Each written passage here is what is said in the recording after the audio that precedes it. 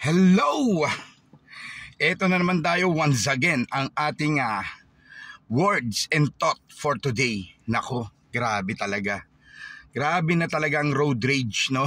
Yung road rage, grabe. Pero yung aksidente, mas grabe. Dahil mas marami yung aksidente kaysa sa road rage. Okay, eto. Bumabagtas tayo ng Osmeña Highway, no? Manila. Going to Manila tayo. Grabe, nakahandusay. Motor sa motor. Yung nakabanggaan na isang motor, medyo okay siya, nagsiselfone pa nga. Pero yung nakabanggaan niya, nakatihaya, tumatagas yung dugo, galing yata sa ulo. Pero I don't think kung buhay pa siya. Pero hopefully sana buhay naman. Pero kasi nung nadaanan ko, medyo parang mahinang-mahina, hindi siya gumagalaw. Kung merong social media o merong taga-media na dumating, tiyak nasa balita ngayon yun na mapapanood natin. Dahil nadaanan ko talaga mismo, tabing-tabi, tinabihan ko talaga, nakita ko nakahandusay siya. Grabe, motor sa motor na lang Kapwa motor na nagbabanggaan pa. Bakit? Dahil nagmamadali. Bakit? Dahil ayaw magbigayan. Bakit? Dahil gusto nila masabi mas mabilis sila, mas magaling sila kaysa dun sa isang nagmomotor, nagpapasikatan. Pero alam ko hindi naman ginawa ang motor, hindi naman yan inimbento, hindi naman natin binili ang motor para magmadali tayo, makipagkarerahan tayo, para madaliin natin yung buhay natin. Ayan. So ang ating word and thought for today, easy lang pare. Huwag ka magmadali. Easy lang pare, wag mong madaliin. Sama na natin si Mare kasi marami na rin babaeng nagmumotor ngayon. Marami na rin babaeng naaaksidente. No, pati mga babae ngayon, kaskasero na rin, grabe. Minsan nangliliit ako pagka humahaginit-nit sa gilid ko. Pagtingin ko babae pala. Wow, easy lang pare, Mare. Wag madaliin. Ang buhay iisa lang. Hindi na yan maibabalik. Dalawa lang pagpipilian natin pag minalas ka dyan, pag nagyabang ka sa kalsada, sementeryo o ospital.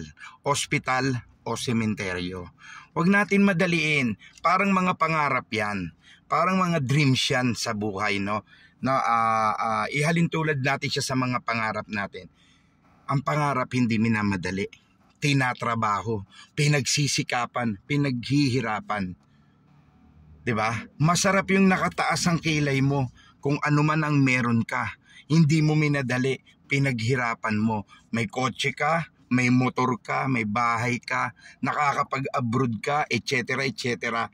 Taas ang kilay mo kahit ipagyabang mo kasi pinaghirapan mo, kasi hindi mo minadali, pinagsikapan mo. No? Taas ang pride mo kasi lahat yan, bunga ng pawis mo, hindi mo minadali. Oh, unlike naman sa mga kontraktor, hindi lahat hindi lahat ng contractors kasi may anak akong contractor, hindi siya ganun. So unlike naman sa mga contractors, DPWH at ang ibang senador, ibang congressman na sangkot, di ba? Minadali nila pagyaman nila. Ayaw nilang paghirapan, masyado silang nagmadali. Ano ang kapalit? Kahihiyan. Yung pera, madali yan pero yung kahihiyan, damay pati anak mo, pati magiging apo mo, sinusumpa, sinusukan ng tao. Tignan mo yung mga anak nilang nagbablog na sikat. Pinakikita yung mga Louis Vuitton, mga binibiling gamit, binablog nila. Ngayon nasaan? Mga nagtatago, hiyang-hiya. Pero mo ang babata pa, ang gaganda na ng gamit kung saan bansa na pumupunta. Dahil ang mga tatay nila pala yung mga sangkot sa mga nakawan. Minadali nila Yan, parang kalsada rin yan. Huwag tayo magmadali, huwag tayo makipagkarerahan.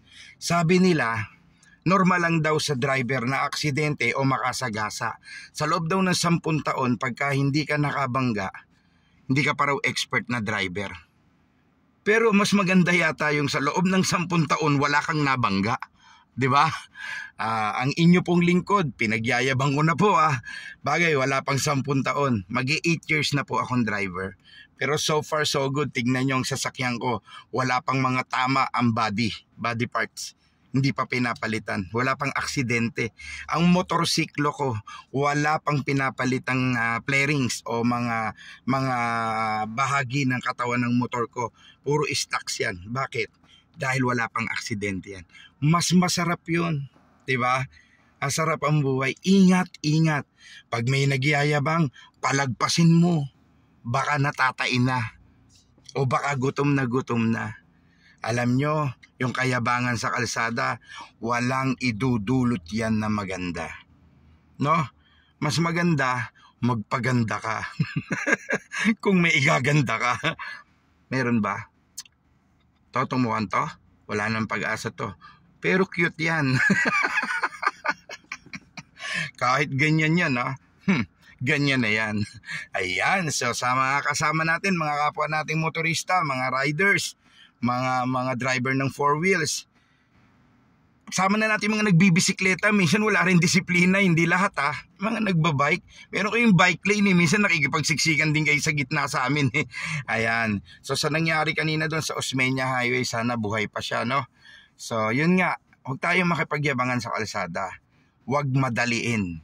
Huwag madaliin ang buhay. Minsan lang yan, mahalin natin, ang sarap mabuhay.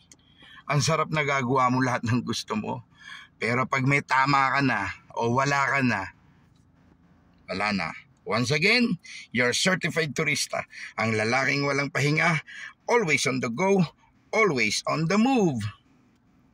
God bless and more blessings.